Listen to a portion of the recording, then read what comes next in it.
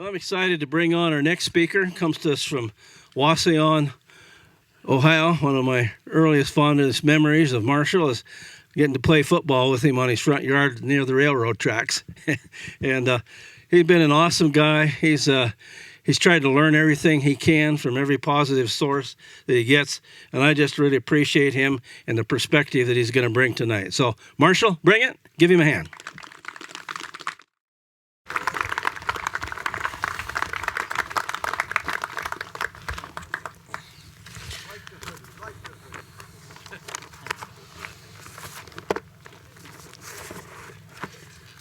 So I want to take you back. It was 2012, summertime or thereabout. Some of the details in the story are extremely vivid in my mind. Others fade away. I think I was borrowing my parents' van. It was a Friday night, and it was Friday night fellowship time. And so I pulled in to my parents' house where we were having fellowship at, as was our custom every Friday. Pulled in, probably had kids with me that I had picked up. I can't rightly recall that detail. Pulled in, got out of the van, and a number of the kids had beaten me to fellowship. My wife was there. Some of the other helpers were already there. And so I got out of my car, and I saw some of the kids, and some kids that I didn't recognize yet, which wasn't an unusual thing during that time. So I got out of the car. If I had kids, they got out with me and headed over to parents' back deck, which is where a lot of times fellowship would start. And as I was approaching, there was a young man who I had never seen before. And I'm coming around the corner, and as I'm coming around the corner, I see that he is giving an obscene gesture to one of the other kids. So I approach him, and I said, "We don't do that here." And I stuck out my hand. I said, "My name is Marshall. Nice to meet you." And he said, "My name's David." Okay. And so we proceeded to the deck and started to ask him some questions. He was very forthright with me. He said, "Just so you know, I'm only here because my friends are here, and I'm an atheist, and I am going to argue with every single point you make." Good to know up front. I'm like, "Great, I'm glad you're here." Said, "Truth does not fear examination, and I welcome your questions." I don't think he had met a religious person that had that kind of response before. But it takes a whole lot more than that to throw David off his game. And so he went on being himself, but he continued to come back. And sure enough, he argued with me every step of the way. But it was great. Because even though he was arguing, he was also thinking. And so this 16-year-old boy was asking these questions. His family was not at all connected to the church. He went to government school. He was coming to fellowship because his friends were coming to fellowship. But he kept coming. He kept asking questions. And got to the point where I was like, well, probably it would make some sense for us to explore these questions a little bit further on a one-on-one basis. He was down for that. And the fact that he was 16 years old, I planned on taking it pretty slow, pretty steady. I appreciate, Lorenzo's thoughts earlier. It really is important to have a foundation. It's important to have a track to run on, and I use the track to run on. But I knew who I was dealing with here, and so we laid a few things in for, we used the pre-proof study and that sort of thing, and knew that we were going to need to spend some time on creation. And so actually I was using Jared Schaefer's outline for the scientific creationism that he did, I think a number of times he's done in Billings there. And so we started going through those notes on a weekly basis. And we did that for a number of weeks. We got, 20-some pages into the notes, and we did that for 8 or 10 weeks, and maybe longer, maybe 12 weeks. And I might not get this quote exactly right, but he finally just said, "I give." I give. I can't argue anymore. Which, if you know David, that's saying something. I can't argue anymore. You've convinced me. Great, we can move on to the next thing now. And so it was not just smooth sailing from that point. It was interesting. He was a teenager, and one of the jobs of teenagers is to push boundaries. And so he let me know. I'd pick him up for Bible study, and we would go to Bible study. He wasn't driving, and so I'd pick him up for study, and we'd do Bible study together, and I'd pick him up at his house, and he'd tell me that the insult that his dad just hurled at me as I was picking him up, and I'm like, well, okay, that's all right. And but he stuck with it, and continued to come to fellowship. Came to youth camp. Came to youth camp 2 or 3 times, I believe. Kept coming to fellowship, kept Bible studying. And so finally he got to the point where he was like, I need to get immersed. Right? He was 17, 18 by this point.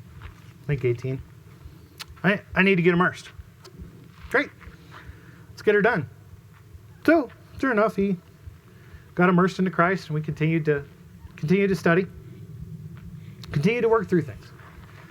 And, really, really great dude. The interesting thing, though, is that he continued to invest. He continued to ask those questions. He continued to move forward, and he never stopped being who he is, but he started to get involved. See, he was discipled. He was converted to Christ. And so his next steps really became, how do I help? And before I knew it, Brenna and I had restarted the Christian school there in Wauseon, and he was working now, and he went to work at, I can't remember, I think it was like 8 or 9. So he would come to the Christian school just to hang out for a little bit of time before work. And he did this every single day.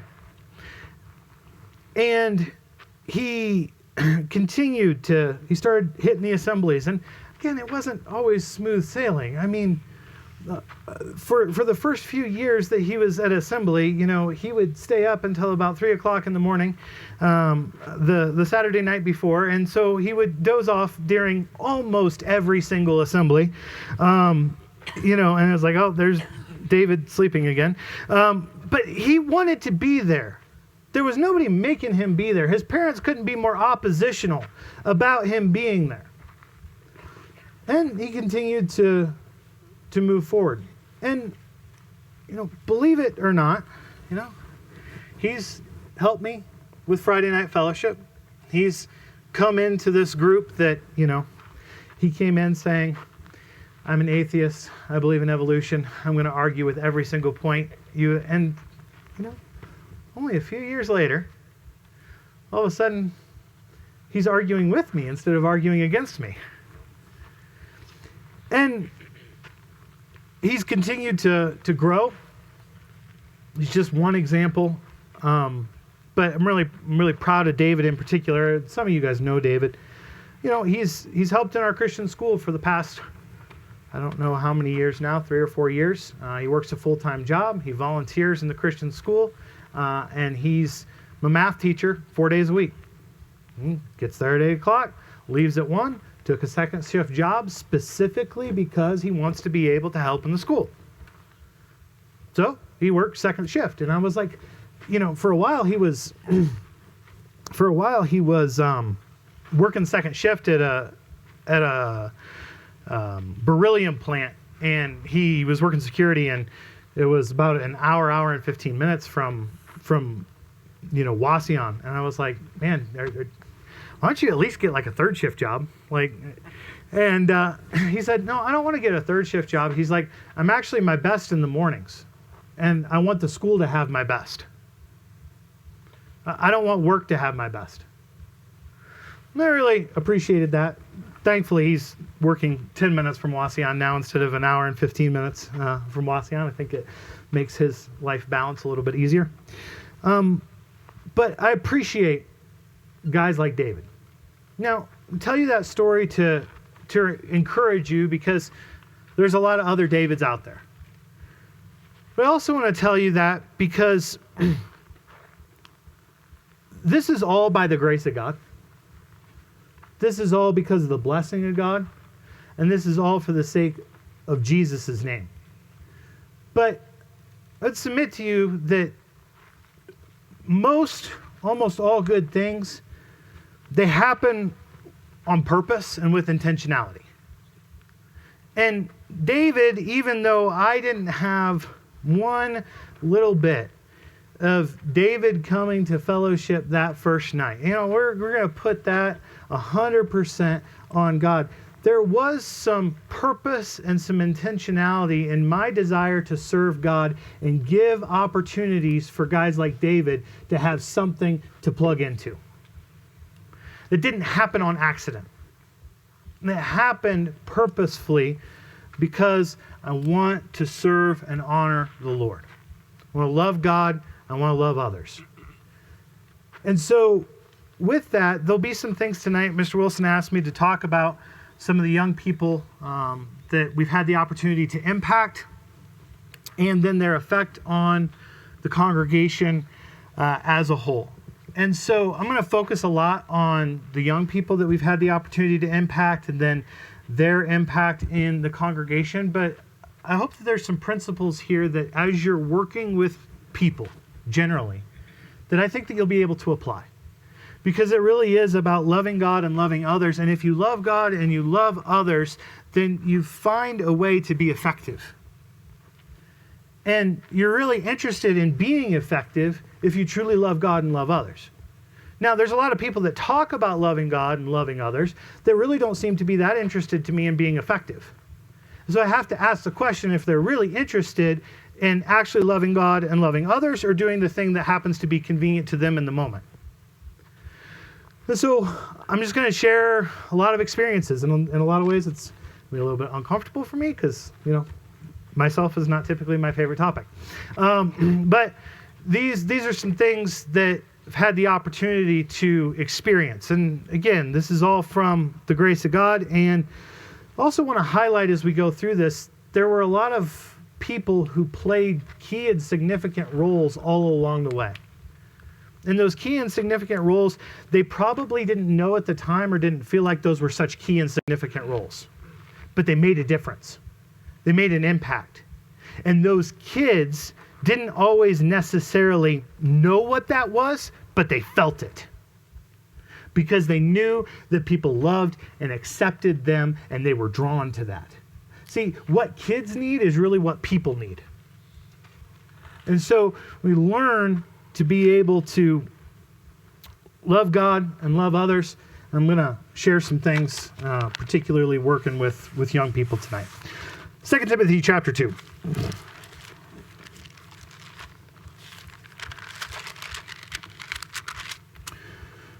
2 Timothy chapter 2.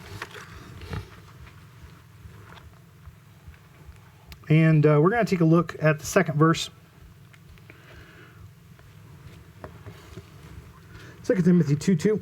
And the things which you have heard from me in the presence of many witnesses, these entrust to faithful men who will be able to teach others also. Let's pray, amen.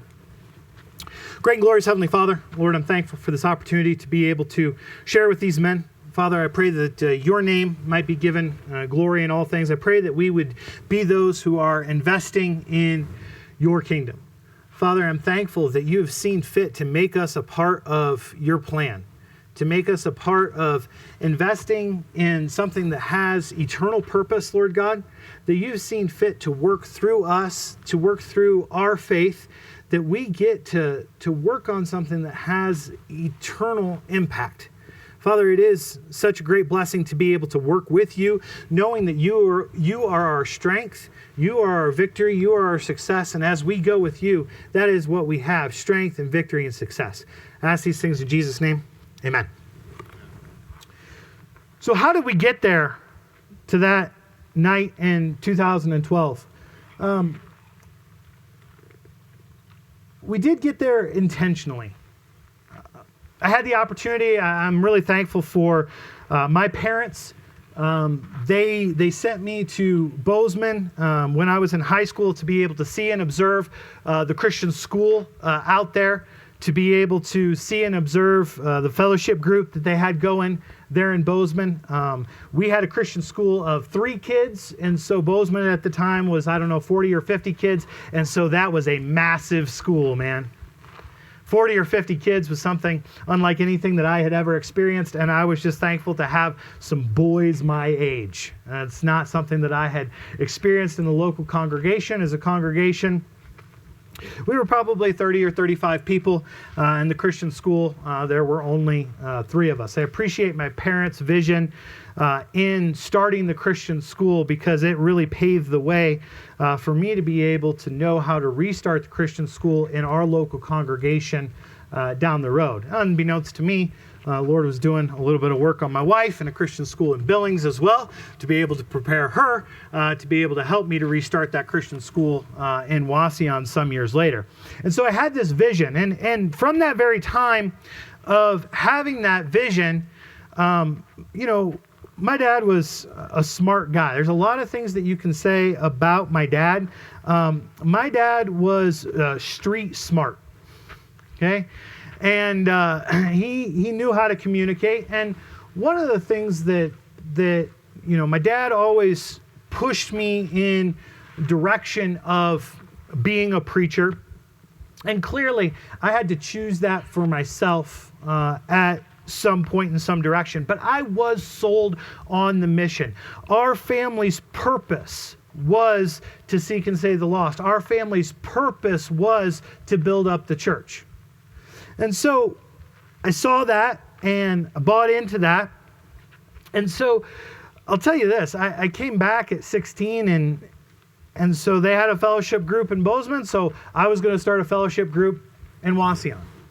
And we did some good things. Now, I would always go back to Bozeman, and so there was no fellowship group while I was gone, and we get her restarted back up once I came back. Well, long story short, moved back out to Montana for a short period of time, secured myself a wife, right, Kevin, and brought her back to Ohio. And so there was a break in the fellowship group. And so I came back to Ohio, and we started another fellowship group that was kind of my peers. That's what it had been when I was 16 years old, is my peers. And so at 19 years old, it was my peers. And Brennan and I did that for a couple of years. And I started noticing that to really build something, okay, I was going to have to work from the ground level. And it was one thing to encourage my peers to have fellowship, but that wasn't necessarily going to equip me to be able to really accomplish what I wanted to accomplish. That ultimately I was going to have to learn to train others.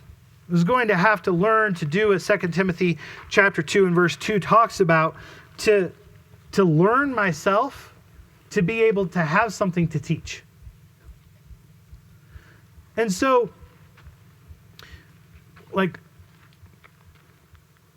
made the decision that we're going to start a fellowship group, Brenna and myself, we're going to start a fellowship group for junior high and high school kids. And so I looked for godly counsel. I talked to people who had been successful, who had run successful fellowship groups, and I asked them questions about what was it that made your fellowship group successful. And I wasn't looking for some sort of specific, this is what you do when you do it. I knew that there wasn't a silver bullet that would unlock, if you start it at 7:00 and Friday is the magic day, right? And as long as you do it at 7:00 on Friday, and this is the, Spotify playlists weren't around back then, but this is the perfect Spotify playlist, right? And snacks, really important to have snacks. I knew that there was no specific code to crack, but I wanted to know general principles of what made things successful, right? Who's been successful before? And that took some evaluation on my behalf. Again, maybe flawed evaluation at 20 years old, but really talked to some people who had fruit. I appreciate that. My dad laid some of those things in for me too. Why would I get opinions from people who didn't have fruit? That doesn't make a whole lot of sense. They're willing to share those opinions, but what are those opinions really worth? And so I got input from people who had fruit, people who had been successful. And so we got started. And I'll tell you what, this ended up being a huge blessing in the hand of God. But there was like 2 or 3 kids. And those 2 or 3 kids were not exactly super consistent. But I knew that it needed to be done. And the idea was, make it be great, make it be an environment where these kids can ask spiritually relevant questions, where they know that they are loved and accepted. And so, by the grace and the blessing of God, they saw that. They saw that. And because they were looking for something real, not only did they see that, but they wanted to bring all of their friends. Because there's something real here. They actually care about me. And they want me to win. And they're for me, and there's no other agenda. Now, I'll probably say this again, but I'm thinking about it right now, and I don't want to forget it. One of the things that is really dangerous, and that I hear, people will ask me questions through the years about, they'll see that the fellowship group has borne fruit and been successful and those sorts of things. And so they'll ask me questions, and implicit within the question, and sometimes explicitly said, is, yeah, I really want to get to the kids, because if you can get to the kids, eventually you can get to their parents. That is the wrong perspective. It has got to be about the souls of those kids that you have the opportunity to impact. And if their parents come along, fine. See, but there's something there where even implicit within there, maybe we can get to their parents. Yeah, maybe that'll happen. But you know what? That kid who is 13 will not always be 13, and his soul matters. And so this idea that, well, maybe we can get to a real soul someday is garbage. And that's been my experience as well, is guess what? I have gotten some Bible studies, I've gotten some Bible studies and worked with people, gotten at least one lady that I can think of off the top of my head, immersed, that sort of thing. But by far, who's been more fruitful? The kids have been way more fruitful than their parents.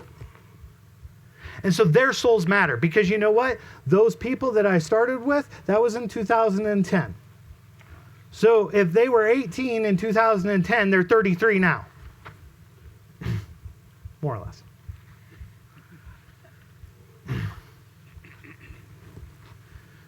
Those souls matter? So is it about getting to the parents? Or is it about when the Lord gives you opportunity, you walk through that door? And the Lord gave me all sorts of opportunities with those kids. So they're having an environment where they get real questions answered. I'll tell you what, man, I got like the ghost and dinosaur question like every 6 weeks for like 6 straight years at least, because these were all government school kids, right? And so I had like 80 to 90% completely unchurched government school kids. So we were constantly talking about spirits and ghosts and dinosaurs. Like it was almost like I could have recorded myself and like, here we go again, right? Because one of the things that we did was you started out every fellowship when it came to lesson time. Hey man, anybody have any questions? And there really were no dumb questions. Like, I mean, there were questions that were not so intelligent, right? But I was not going to let them know that, because they didn't know any better. There was a key contact that I had. There was a gal that I worked with, and she respected me. She respected me because we worked together. She knew my life. And so she's like, hey, I got a boy who, you know, I'm afraid of him with the crowd that he's running in, that sort of thing. And I was like, hey, I have the place for him. This is when, I don't even know at the time when I had this conversation with her if we had even started the fellowship group yet. He's part of the first 2 or 3, right? And so he ended up, this troubled kid, he ended up bringing a ton of friends. And they didn't know up from down. Really, I mean, they did not know anything about the Bible, Scripture, but they were interested. They did want to know. And so they started bringing people, and then before you know it, their friends are bringing friends, and they're asking questions, and they're being involved, and they're coming to youth camp here in Montana, and they're coming to our lock-ins, and they're doing these things because they cared about what was being said, and they knew that they were cared about. And so as we approached starting fellowship, it wasn't because we had all of these kids coming out of our ears and man, we should do something with them. It was really, this is what we need to do to learn the things that we need to learn. This is where we're going to have an opportunity to get reps and to really make disciples. And we can start to develop a team through the fellowship group and the people who are volunteering and helping with the fellowship group. I mean, it checks a lot of boxes. And so we didn't know where it was going to go. We had no idea how the Lord was going to bless it. And there were a lot of nights. I mean, I remember there were a lot of nights where we had no idea if anybody was going to show up or not. We're going to have fellowship. We're going to announce fellowship. And like, you know, believe it or not, kids can be pretty fickle, just like adults. It's like, oh yeah, I'm coming until I get a better offer, right? Like, I'm coming until, it's like, hey, you know what? You can't get down about that. When we have 2 or 3 kids show up, it's going to be the greatest fellowship ever. And boy, if we get 7 or 8, man alive. And let me tell you, there were a lot of things that if I could go back and redo them, I would do them differently. But I learned, got feedback, iterated, changed things, got more feedback, iterated, changed things. And so the Lord ended up blessing the group tremendously. And I knew, you know, my goal starting out was when these kids get to be a certain age, you know, I want to start one-on-one Bible studies. Because, you know, I was studying, there was a gal, I think Mark was talking about her. If I'm attributing it to the wrong person, I'm sorry. Somebody was saying if you're waiting for the perfect contact to come up to you, introduce themselves, and be like, hey, I've been waiting for somebody to teach me the Bible, you're going to be waiting a really long time, right? It's not going to happen. I had a pretty close to that experience in college.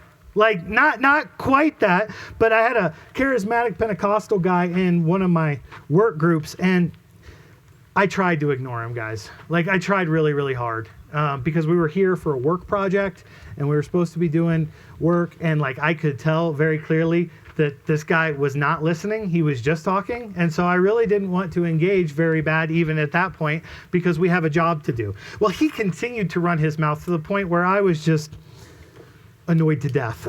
So I couldn't take it anymore. And so I started to actually be like, well, this health and wealth gospel stuff doesn't make a whole lot of sense when I look at the lives of the disciples. Like, that doesn't seem to really jive. And so, of course, he wasn't listening. But there was a gal in my group who was like, man, I really like the way that you explain the Bible. Will you teach me? Like, why, yes, I will. Right? But those opportunities don't come along very often, guys. But the kids who are wanting that acceptance, who are looking for people to actually invest in them and care about them, when they see that, do you think that they would be happy to meet you for coffee? You think that they want to talk about what's really going on in their lives? And so the whole point was, okay, start to disciple these young people, because they will not be young people forever, and we love them for who they are right now. And so a lot of Bible studies with 16-year-olds, 17-year-olds, 18-year-olds. And a lot of them, nothing came of it. And a lot of them, something did come of it. And all of them were victories. But it was only possible because we started out with intentionality. That we decided that we were going to invest. And if the Lord blessed that, if that was what we were supposed to be doing, great. It was interesting because, like I said, we started out with 2 or 3 people. Within a few years, we were hitting 15 kids and 17 kids and sometimes 20 kids, and they were 80% unchurched kids. No involvement whatsoever. Their parents have never been to Christ Church in Wauseon. No interest whatsoever from their parents, but they were there because they wanted to be there. And so we worked with them, and we made it about them.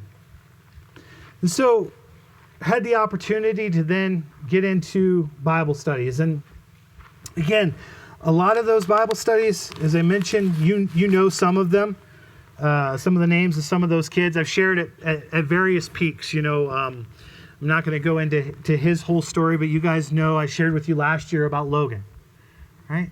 Great young guy.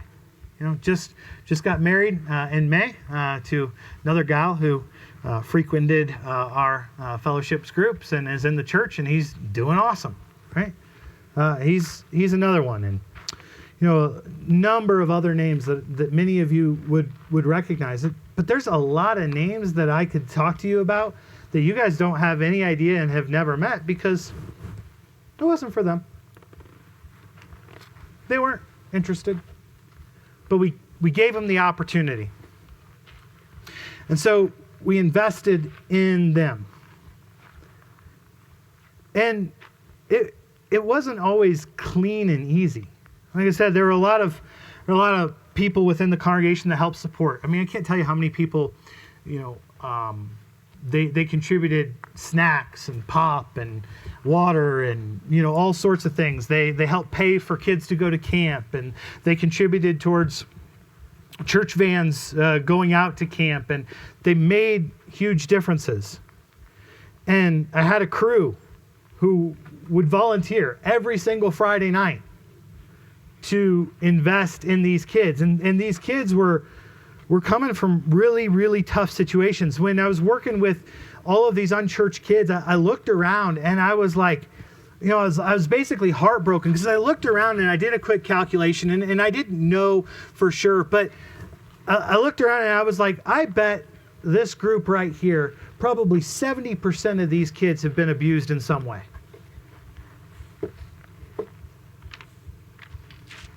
That was their real life situation.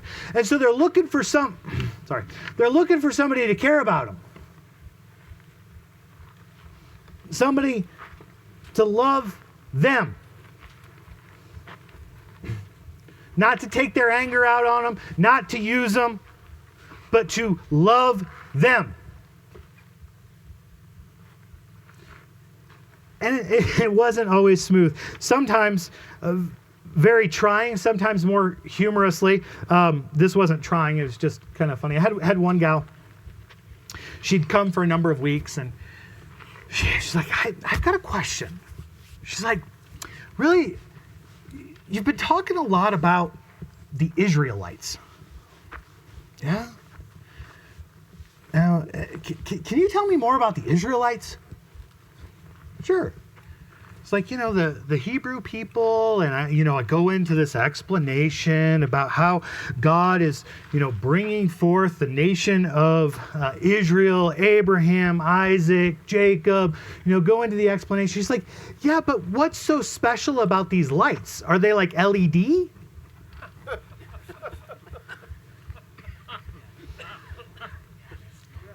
My bad. But it was real, man. Lots of questions about the social and cultural issues of the day. And they knew that they were allowed to challenge me. Had same gal actually proudly pronounced to me that she was pagan. Like, I'm pagan. I'm like, okay. I'm like, so what do you know about paganism?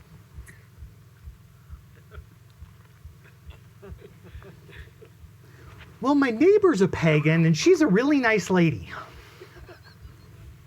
Okay, tell me more. I don't really know too much else.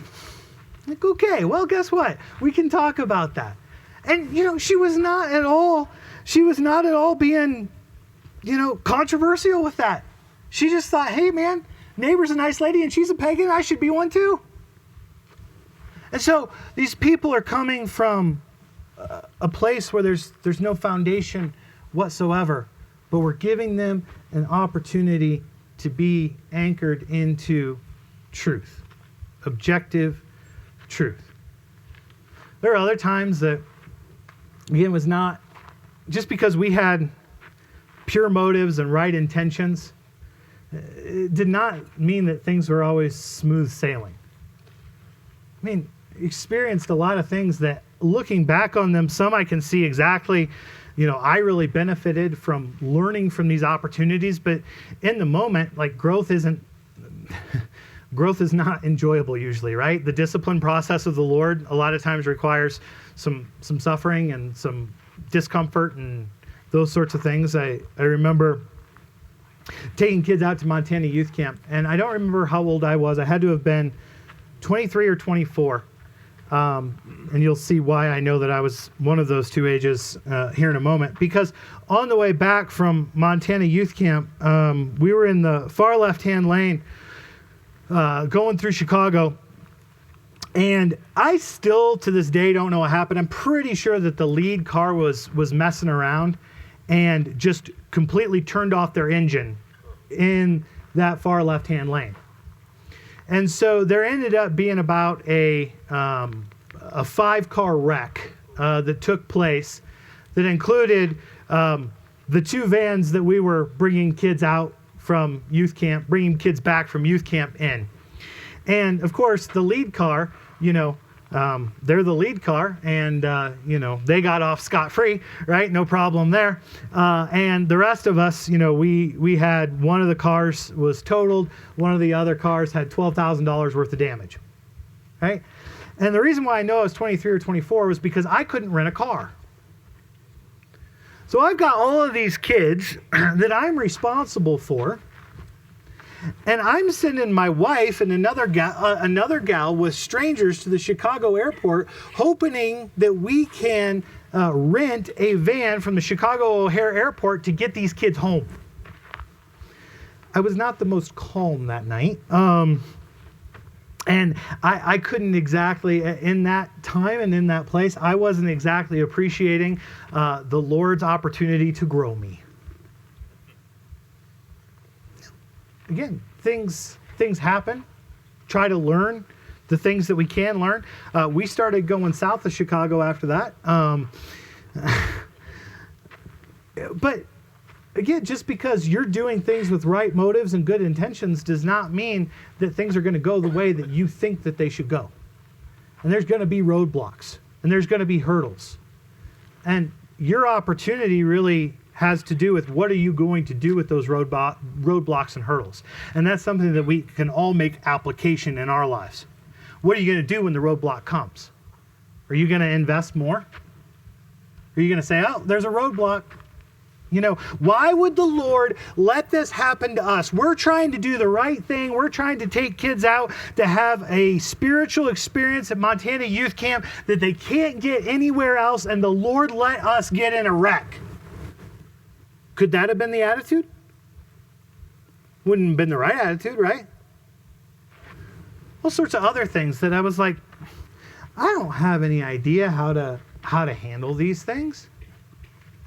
Shared with you guys last year, and I won't rehash that about Logan's situation, but when I got the call about the attempted murder,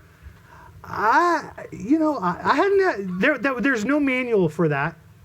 It's like, oh, let me look it up what I'm supposed to do in the youth minister. I didn't ever refer to myself as a youth minister, but the youth minister manual, right? Where do I go for that one?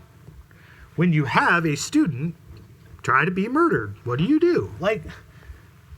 But you care about them. You love them. You be there. Had another gal. She had a situation. She moved. She hadn't been to the fellowship group in some years. Her parents weren't involved whatsoever. She's 13 years old. Took her own life. It was a heartbreaking situation. My kids all were friends with this young gal. And we had to decide, okay, what are we going to do? No, I'll be honest with you guys. Everything within me wanted to be like, hey, we're just going to do business as normal, guys. Right?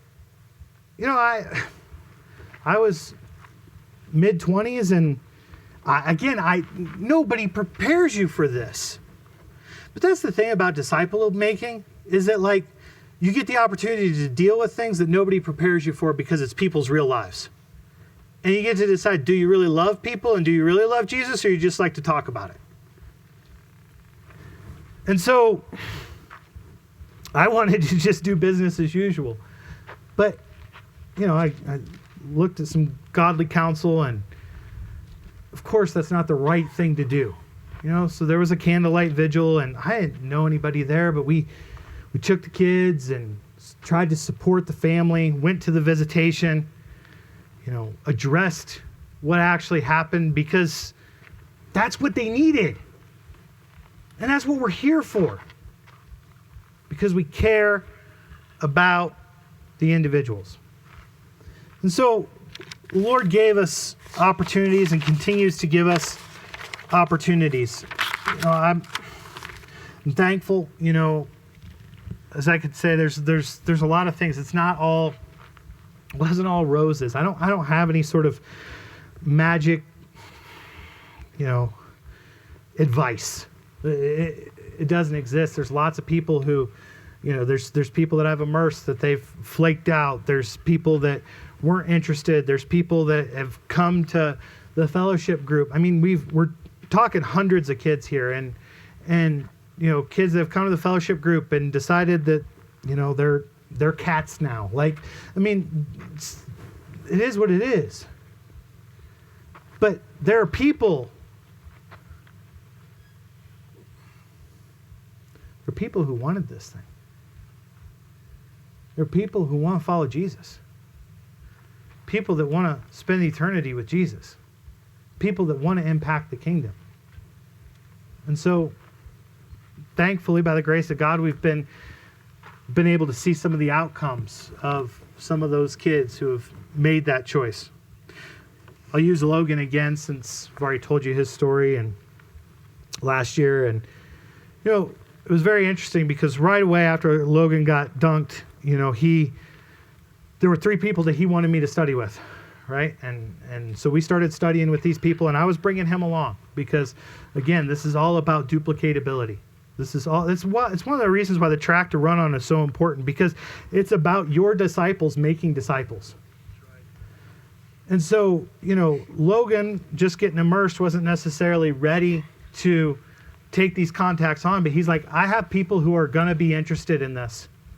And so I'm like, great, let's study with all of them, but you're studying with them with me. Right? It was interesting because the one kid, and again, he wasn't a kid, he was like 20 something, but, so he was a kid. But the one kid we probably studied for, I don't know, a month. Not very long. It was pretty clear he was going off to college and he really wasn't that interested. Another kid that we studied with, who probably studied with close to a year and a half. And he was an interesting kid because he would agree with everything that we had to say, but he became increasingly disinterested. And so he wasn't interested enough to argue with us, so he would agree with us, but then there would be no engagement. There would be no follow through. And so finally it got to the point where it was like, hey, it's Christmas. Again, I usually, I work hard to take excuses away from people, but we got this sense for a really long time that he was not interested anymore.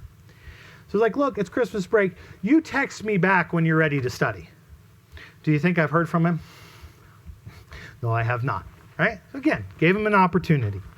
But then there was a gal that he wanted me to study with, and so studied with her, and she was a truth seeker.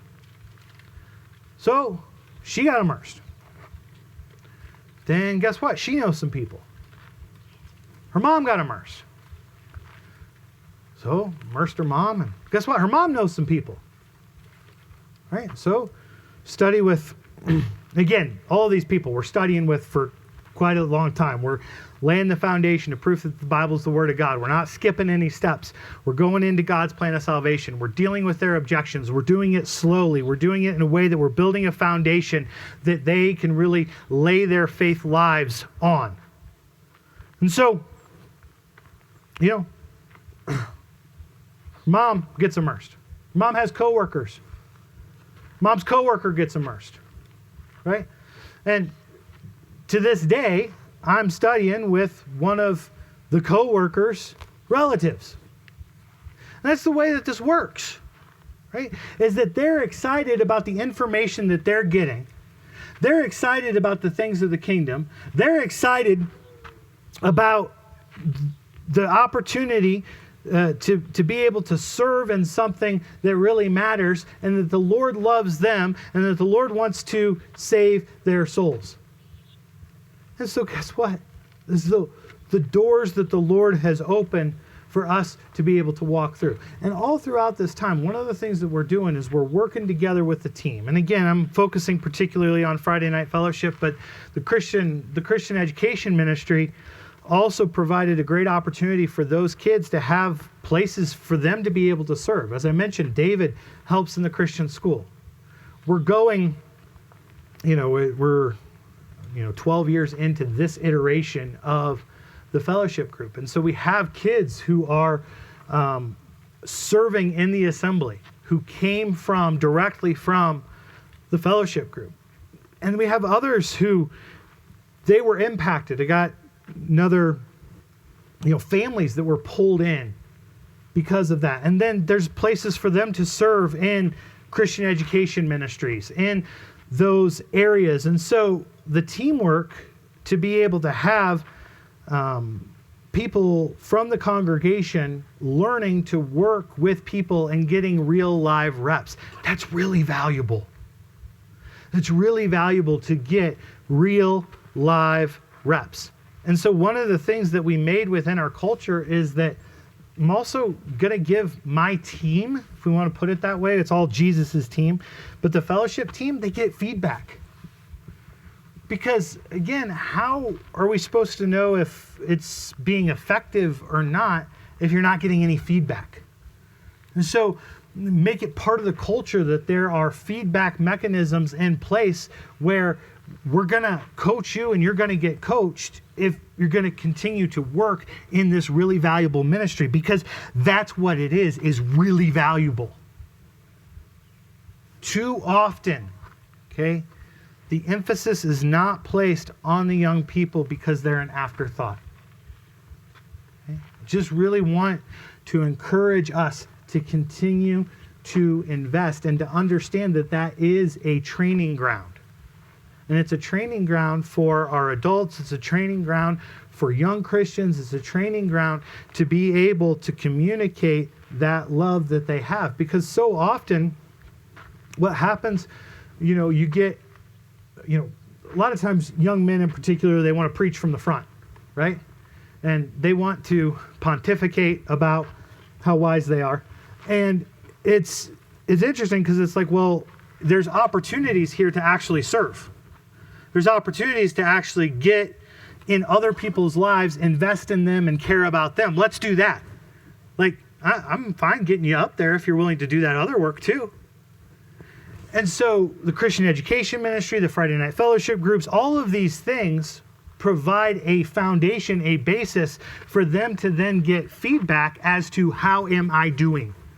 Because I don't know about you, but what I've observed in my own life personally and what I've observed from other people is that self-deception can be really powerful. You can think that you're doing a good job, but are you? Probably important to have some feedback mechanisms in place to know whether or not you're actually doing a good job. Few things, just as I guess I'll begin to wrap up. A few things to think about. One of the things with the Friday Night Fellowship group that we dedicated ourselves to is that we were going to do it consistently. And that's not always easy. We did it every single week from 7 p.m. to 9:45 p.m. For us, what worked, and again, different places, different things are going to work for different people. I'm not saying this is the way that anybody else needs to run their fellowship group, anything like that, but I am saying that consistency has made a huge difference for us. Because what has happened, what I've noticed is that some of the fellowships that have been the best fellowships that we have been in the summer, where tends to be a thought of there's going to be less kids here, so what's it matter anyway, let's just call it off. It's easier for all of us to do that. And there's been some amazing things that have taken place in the summer when there's a few less kids there. And so we make it so that 7 to 9:45, parents know what to expect. And so they know they can pick up their kids at 9:45, and I do a good job of making sure that I'm done at 9:45. Sometimes we get to 9:50, but that's just between us. Okay? We would do it consistently. They're having fellowship tonight, right? I'm not there. Right? I don't need to be there every single week at this point. I am, because it's still worth my investment, and I'm still training some of those young people. But you know what? They're going to have a great fellowship tonight without me. And it's kind of interesting because, with the exception of Brenna, all three people who are working the Friday Night Fellowship tonight are products of the Friday Night Fellowship group. All three of them. Right?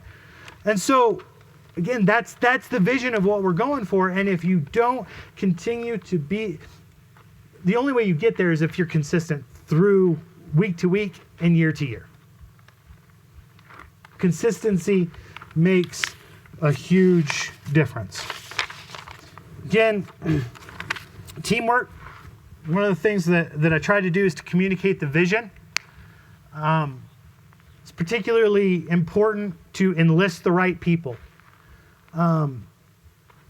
There are places in the body for people to be able to serve.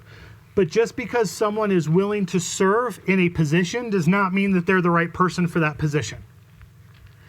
And so I'm selective about who it is that is going to work in a capacity directly with the kids, because those are the valuable ones, right? And so there are opportunities for anybody to contribute snacks. There are opportunities for anybody to contribute drinks. There are opportunities for people to be able to give towards sending the kids to camp. There's opportunities for people to be able to come and to clean the building after fellowship is over. I mean, I've had specifically people who are willing to come after fellowship's over at 9:45 to then come and clean the building. Because again, if you're so worried about the kids making a mess, right, that overrides what fellowship looks like, guess what? They get that and they're like, okay, cool, whatever, I'm out. And so there's been people who have specifically cleaned because that was the right spot for them at that time. That doesn't mean that's the right spot for them forever, right? But he who is faithful in little is also faithful in much, right? So I've had drivers. It's one of the things that we had to do when we had 80% unchurched kids. Do you think that their parents are interested at all in helping to bring them to a church fellowship function on Friday nights? Absolutely not. So when we're having those 20 kids come to fellowship, guess what? They got to get there somehow. So we had a regular pickup time in a town called Delta, which is about 7 miles away from Wauseon, where everybody met at the public library, and we would go and pick them up. Brennan and I bought a church van because that's what needed to be done. Needed to buy a church van because we got to haul these kids. And then I would have kids from other neighboring towns, drivers from other neighboring towns, bring these kids. And guess what? Then they got to go back home, right? It was funny. One night in particular, we always had our costume party over Christmas because, of course, you can't have it in October. So we had our costume party over Christmas, and it was interesting because one guy had like a gas mask on, and the police showed up at the Delta Public Library because I think they thought an act of terrorism was going on. So that if you do this sort of thing, you get a lot of really fun stories. We tried to dissuade the officer that everything was fine. I think he bought it because he let us go. But, you know, there were opportunities there where these kids, you can't just be like, well, we had it and I just don't know why people didn't show up. Well, you have to make it happen. You have to make it happen. You have to invest. You have to put it on the line. And again, of course you don't have to. If you don't love God and love others, hey, no, you don't have to. Absolutely not. You don't have to go make disciples. Jesus just commanded it, right? So if you're not interested in listening to Jesus' commands, then I guess it's not particularly relevant at all, right? But we were, and we wanted to invest. And so we'd pick kids up at the Delta Library, and then we would take them back to their houses, which again, I wasn't like, we've got a radius and you fall just outside of the radius, so I'm sorry, that's not going to be able to work this week. I mean, that does really sound like something Jesus would say, but I just didn't feel right about it, you know? And so, you know, we would have kids from between Wauseon and Toledo, which Toledo, you know, we would be on the east side of Swanton towards Toledo. So it's a good 15, 20 miles. We go one way, pick them up, okay, take them back the other way. David, who I was telling you about earlier, we had a group who, they were really dedicated. This group was in the church, and, you know, a gal, wonderful lady, she was really interested in having her kids be involved in everything that we were doing. But they lived in Indiana. They lived an hour and 10 minutes away, one way from the church building. And so what she would do is she would drop those kids off at the church building, okay?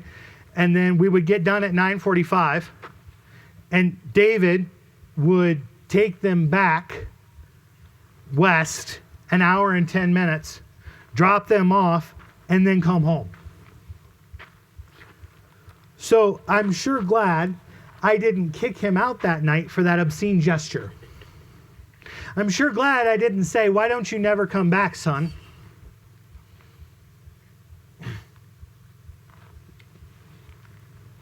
And he did this for years. And so trying to communicate to all of us is that there is a necessity to invest.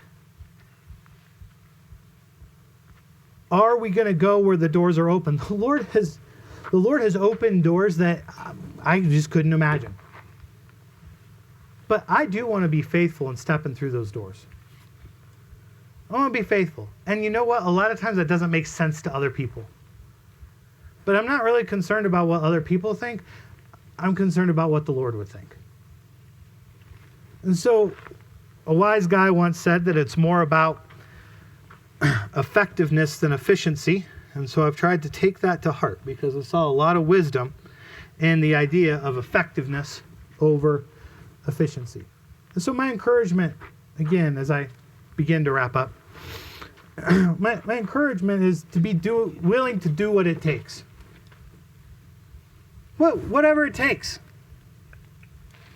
Again, you don't know what that's going to look like, but you also don't know what the Lord is going to do with your willingness to be a good steward. And there are opportunities for us all to buy in. There are opportunities for us all to invest if we're willing to do it. We've been doing this now. Again, this is not like year number 53 for us or anything like that. But we've been plugging away at Fellowship since 2010 in this iteration. Again, there was a couple of iterations before this. Since 2010. And I don't know. I mean, there are times where I'm like, the kids are talking in a way that I don't quite understand. I do try to stay up on the lingo. But it's important. And so I don't hold on to the reins so tightly. There'll be people like those tonight that they're the next generation. But we're not going to hurry up that process just because I decide that I want to do something else. This is worth investing in. And I encourage us all, as really appreciated this thought that Lorenzo brought out, as well as a willingness to be uncomfortable because you're committed to growth. You got to be committed to growth. You need to learn along the way, because if we're unwilling to learn along the way, we'll continue to do the same thing expecting a different result, and I think that that's the definition of insanity. And so it looks differently. Guys, again, I made some mistakes early on. I mean, it's again hard for me to admit this now, but I had these unchurched kids coming in, and so like one of the things that we would do, just to pass the time as they came in, is that we would play video games, right? Now again, that's where they're at. It was a way to connect. It wasn't the worst thing ever, but that's not something that I decided that I wanted to continue because it wasn't creating what I ultimately wanted, right? But it's how I learned that lesson, right? So again, be willing to try stuff. Be willing to do what works and then to go for it. I'm tremendously blessed, and I do want to put a plug in here for Brenna. I'm really thankful. We wouldn't have been able to do the things that we've done without Brenna. And her being on board, her being 100% invested in Fellowship has made a world of difference, because there are a lot of things that, like, I'll admit to you guys, I am not very fun, right? I have earned the reputation amongst some of my peers along the way as Mr. Killjoy, right? I'm not the hangout guy. Like, it's just not me, okay? But you know what? My wife is a lot of fun, which it's a good thing that one of us are, right? And she knows how the kids can have fun and to make it enjoyable for them. Again, it's not about the fun. It's not about the games. But again, we're trying to do things to communicate that we care about them, right? And another round of Bible trivia as our game for the night doesn't exactly communicate that you're thinking about and care about them, especially with 80% unchurched kids, right? It's like, who are the Israelites? It doesn't work great, right? So my encouragement is get your families on board. We made it a policy. This is important. This is about the kids. So guess what? Our kids don't come to fellowship. We do that with Christian school too. Again, different things work for different places, but kids, this is about the fellowship kids. And so there's nothing that says, hey, awesome time that's all about the teenagers, like having a screaming 2-year-old. Like, that's awesome, right? So we made it, even though it's not convenient. We've got 3 kids, but guess what? My mom watches the kids every single Friday night for us. Because it's that important. Because she's invested. Now, do you think that those kids at Fellowship know that Mary Jo Harbour really makes Fellowship go? But the Lord does. That's really my encouragement for all of us. Invest. It's not about any one thing that we do. But it's about loving God and loving others. And if we love God, and we love others, we take a look at what's effective. And we do the thing that's effective. And we evaluate. And we iterate. And then we do the thing that's effective. Then we do it again. We do it again. We do it again. And we do it again. And we trust the Lord for the results. And the result of all that, because we trust God, because we have faith in God, we let Him take care of the results. And within working through all of that, we get to end up hearing, well done, good and faithful servant.